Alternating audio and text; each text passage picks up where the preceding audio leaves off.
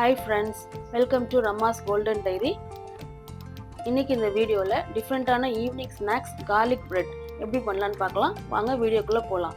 இதுக்கு தேவையான ingredients butter, garlic, கொஞ்சம் ரெட் சில்லி ஃப்ளேக்ஸு, தென் கொரியாண்டர் எல்லாம் எடுத்து வச்சுக்கணும். ஃபஸ்ட்டு கார்லிக்கை வந்து ஒரு 7-8 பீஸ் எடுத்து மிக்சியில் போட்டு கிரைண்ட் பண்ணி எடுத்து வச்சுருக்கேன். அடுத்து ரெட் சில்லியையும் ரொம்ப மிக்சியில் போட்டு கிரைண்ட் பண்ணி ரெட் சில்லி ஃப்ளேக்ஸாக எடுத்து வச்சுக்கணும். தென் பட்டரை வந்து நல்லா ஸ்மாஷ் பண்ணி எடுத்து வச்சுட்டு அதில் கொஞ்சோண்டு ஆர்கானிக் ஃப்ளேக்ஸ் இருந்தால் கூட அதை நம்ம ஆட் பண்ணிக்கலாம். அதை எடுத்து வச்சுக்கலாம்.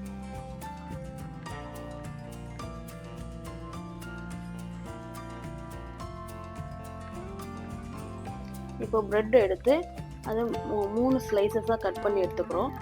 சின்ன சிங்கிளாக அப்படியே எடுத்து கட் பண்ணிக்கிறோங்க. 3 லேயர்ஸாக பாருங்கள்.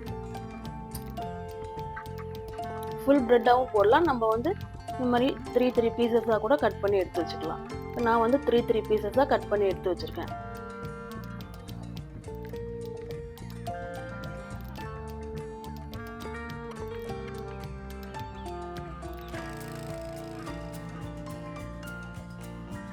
ப்ரெட்டில் கட் பண்ணிவிட்டு இப்போ அந்த பட்டரில் கொஞ்சோண்டு கார்லிக், அந்த ரெட் சில்லி ஃப்ளேக்ஸ், தென் கொரியாண்டர் இது எல்லாத்தையும் வந்து நல்லா மிக்ஸ் பண்ணி அதை ஒவ்வொரு ஸ்பூனாக எடுத்து அந்த பட்டரில் ப்ரெட்டில் அப்ளை பண்ணணும்.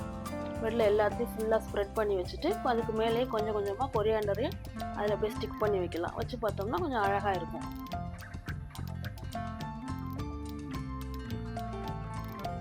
கொரியாண்டர்ஸை கொஞ்சம் கொஞ்சமாக மேலே வைக்கலாம். வச்சுட்டு இப்போ வந்து நம்ம 1 by 1 வந்து பேனில் போட்டு டோஸ்ட் பண்ண போகிறோம்.